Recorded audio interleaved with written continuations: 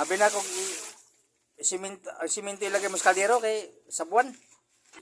Ilaga.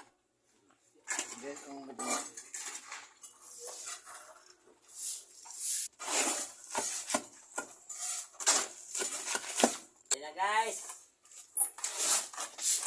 Ito yung mga lods, oh.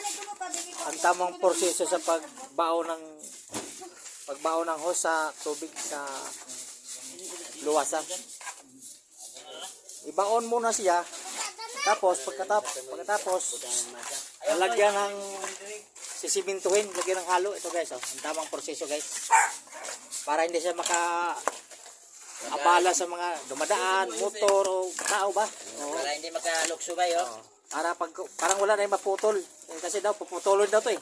Puto lagi ang tiil ni Oh. mo. Ito guys, oh. Mabahaba to mga lods, oh. Computer, oh, mga lods. Lord.